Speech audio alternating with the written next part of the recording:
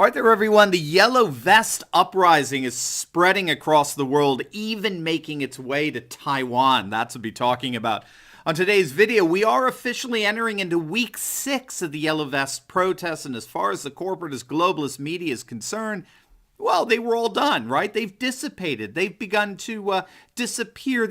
The outrage is beginning to subside. The collective meltdown and temper tantrum is finally over. We can go back to our happy, clappy globalist project world and all. That's what the globalist media wants you to think. Remember, as even media scholars and anthropologists recognize, the media invents a world and then reports that invention as news. A corporatist globalist media invents, it fabricates a secular globalized world and then reports that invention as objective journalism.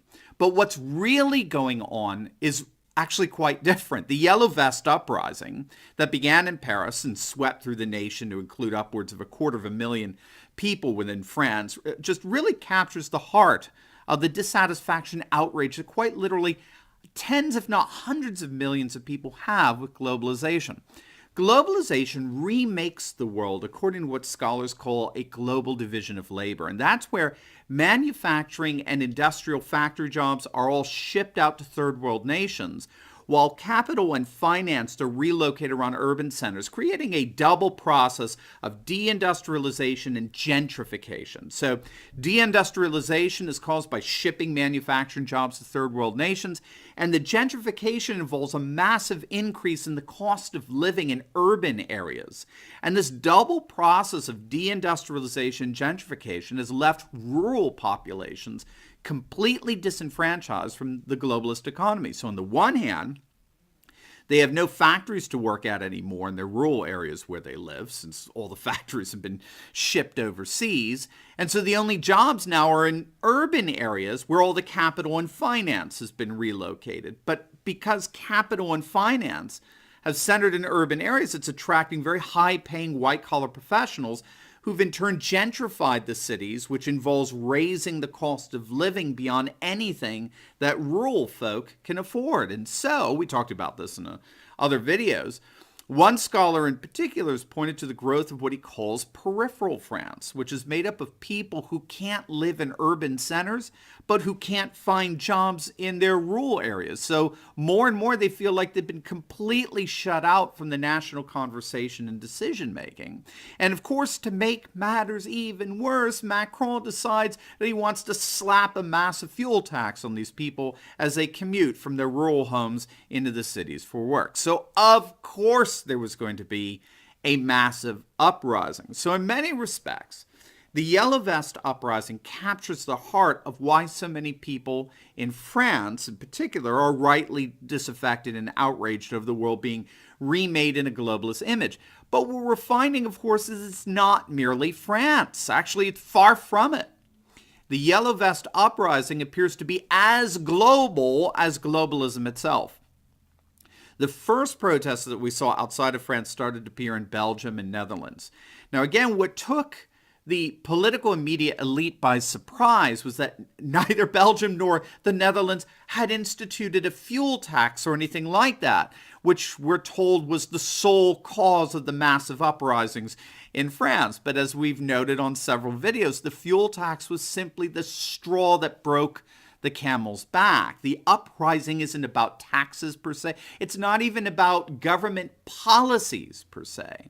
The uprising is about a world political order that has demonstrably shut out tens of millions, if not hundreds of millions of people from a sense of place and participation within such a globalist world. Again, the studies in recent years are absolutely conclusive on this. Scholars are calling this sense of displacement experienced by so many as a kind of deprivation, which involves an extraordinary sense of fear and anxiety among populations that they're losing out relative to others in society, that they simply have no part in a world of rising prosperity and upward social mobility. The world's economies are growing, and yet their wages are completely stagnant.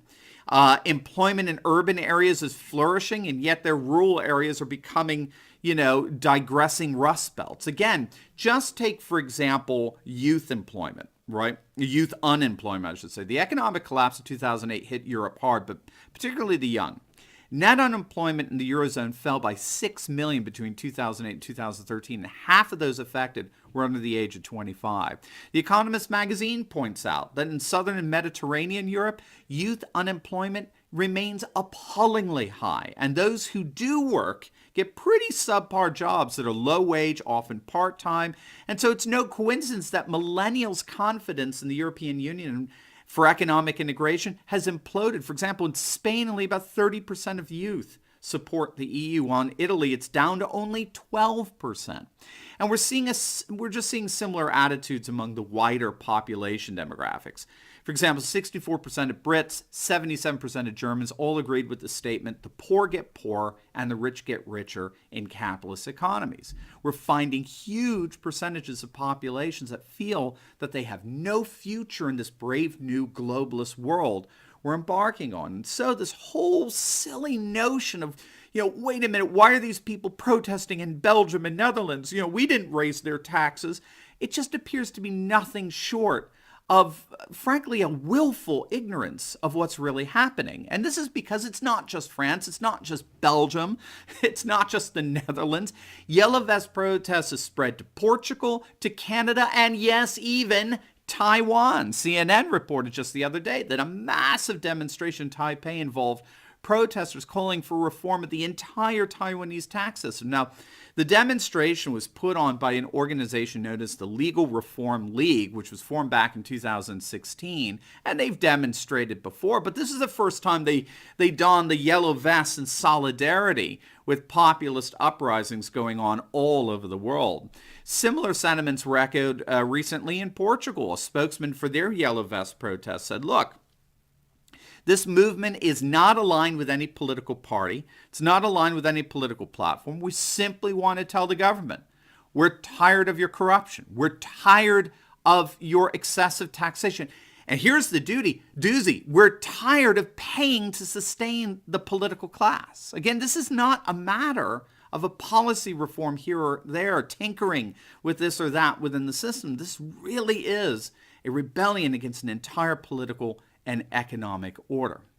And so in light of all this, I'll end here with a montage of yellow vest movements going on all over the world. I just put this video up in its own right if you want sort of the shorter edition without the commentary, but I thought this would be a fitting, shall we say, video monument of sorts that I hope will inspire all of us to stand with these protesters and demonstrators against this new globalist world order and to stand up for a new rising conservative age based on nationalism, populism, and traditionalism. So enjoy, and as always, please like, comment, and subscribe. It'll be an absolute privilege to have you as a regular part of this channel. God bless.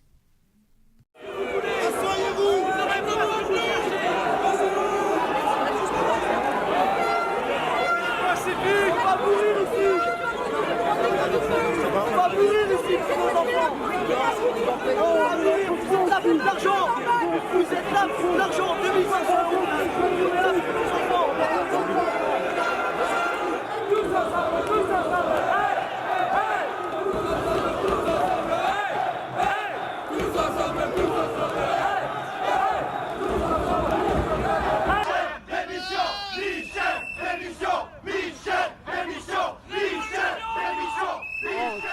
Very complicated, there is a crisis. Normally the government has to resign, but it didn't resign, and it's a nice example of the problem in Belgium.